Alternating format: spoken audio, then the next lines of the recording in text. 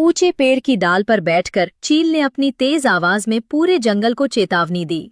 सुनो सुनो जंगल के पक्षियों, ध्यान से सुनो। मौसम विभाग से जानकारी मिली है कि जंगल में बहुत बड़ा आंधी और तूफान आने वाला है। सभी पक्षी समय रहते अपना अपना घर मजबूत कर लें और हाँ, खाने पीने का सामान भी इकट्ठा कर लें। ये चेतावनी देकर चील वहाँ से उड़ गई। चील की बात सुनकर समझदार और स्वाभिमानी पीली चिड़िया को अपने बच्चों की चिंता होने लगी। उसने तुरंत अपने बच्चों को पास बुलाया। मेरे प्यारे बच्चों, हमें जल्द से जल्द अपना घर मजबूत बनाना होगा। बारिश आने वाली है और अगर हमने समय पर तैयारी नहीं की तो हम इस ठंड और तूफान में टिक नहीं पाएंगे। चलो मम्मा, हम अभी लकड़ी खोजने निकलते हैं। हम मिलकर लकड़ियों का एक बहुत मजबूत घर बनाएंगे। मम्मा जल्दी करो, ऐसा ना हो कि हमारे घर तैयार करने से पहले ही बारिश आ जाए। ऐसा बोलकर वे तीनों लकड़ी की खोज में निकल पड़ते हैं। दूसरी तरफ पीली चिड़िया के सच्चे और उदार दोस्त मिट्ठू तोता और बंटी कबूतर भी आंधी की खबर से परेशान थे और आपस में बात कर रहे थे।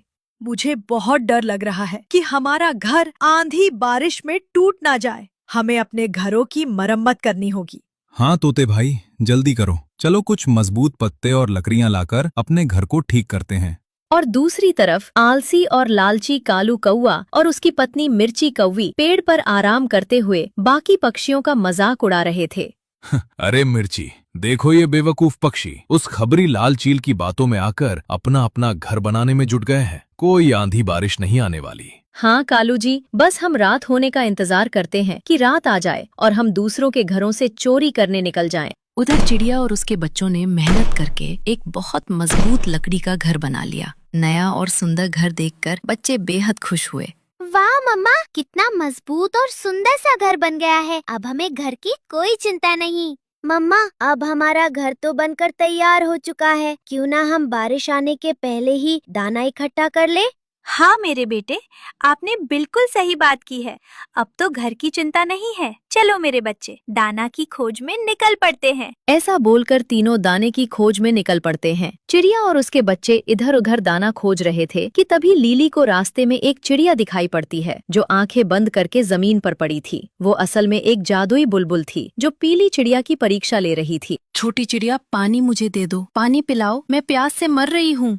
मम्मा जल्दी से इधर आओ और बुलबुल आंटी को देखो, बेहोश पड़ी है और पानी मांग रही हैं। तभी चिड़िया और गोलू जल्दी से वहाँ आते हैं। पीली चिड़िया बुलबुल की हालत देखकर तड़प उठती है। हाँ बुलबुल बहन, मैं पानी लाती हूँ। मेरे बच्चे, तुम दोनों यहीं पर रहना, मैं जल्दी से पानी लेकर आती हूँ। ऐसा बोलकर चिड़िया उड़ती हुई नदी पर जाती है और वहाँ से पानी लाकर बुलबुल को पिलाती है। पानी पीते ही बुलबुल का रूप बदलने लगता है। वह अचानक चमकने लगती है और अपने असली जादुई रूप में आ जाती है। चिड़िया, मैं एक जादुई चिड़िया हूँ। मैं तुम्हारी परीक्षा ले रही थी कि तुम मेरी मदद कर रही हो कि नहीं। और हाँ, ये लो जादुई पेन, इससे तुम जो कुछ भी बनाओगी वह तुरंत हाजिर हो जाएगा। ऐसा बोलकर बुलबुल वहाँ से गायब हो जाती है। तभी अचानक मौसम बहुत ज्यादा बिगड़ जाता है और आसमान में काले बादल छा जाते हैं। चलो मेरे बच्चे, जल्दी से घर चलो। मुझे लगता है कि बारिश आने वाली है। उधर तोता और कबूतर अपने घर की मरम्मत पूरी करके अंदर चले जाते हैं और तेज बारिश शुरू हो जाती है। तेज आंधी और पानी की वजह से कालू कौवे का पुराना घर जोर जोर से हिलने लगता है।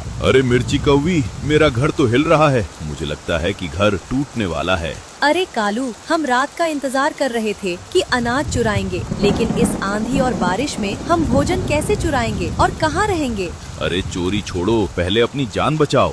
देखते ही देखते उनका घर टूट जाता है। वे दोनों अपनी जान बचाकर भागते हैं और भीगते हुए तोते और कबूतर के घर पहुंचकर दरवाजा खटखटाते हैं।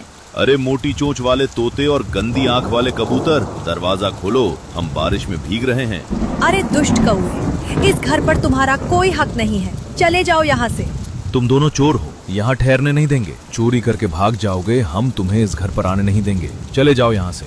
तोते और कबूतर से डांट खाकर दोनों मायूस हो जाते हैं। तभी उन्हें पीली चिड़िया के घर की याद आती है और वे भागकर उसके दरवाजे पर दस्तक देते हैं। चिड़िया बहन, दरवाजा खोलो, हम बारिश में भीग रहे हैं और मिर्ची कौवी ठंड से कांप रही है। तोते और कबूतर ने हमारी मदद नहीं की, बारिश में हमारा घर टूट गया है। चिड़िया का दिल पिघल जाता है। वह दरवाजा खोलकर दोनों को अपने सुरक्षित और गर्म घर के अंदर बुला लेती है। देखो कालू भाई और मिर्ची भाभी, कभी घमंड नहीं करना चाहिए। कभी भी वक्त बदल सकता है और हालात बदल सकते हैं।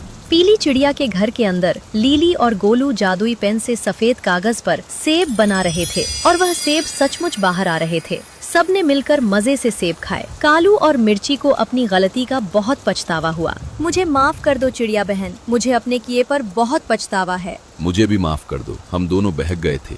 मैं वादा करता हूँ कि अब से कभी चोरी नहीं करूँगा और मेहनत से काम करूँगा। चिड़िया मुस्कुराकर दोनों को माफ कर देती है और सब खुशी खुशी रहने लगते हैं। हाँ तो दोस्तों, किसी को घमंड नहीं करना चाहिए, सभी को मिलजुल कर रहना चाहिए, इसी में सबकी भलाई है। हाँ तो दोस्तों, अगर आपको यह कहानी पसंद आई हो तो वीडियो को लाइक और चैनल को सब्सक्राइब जरूर करें।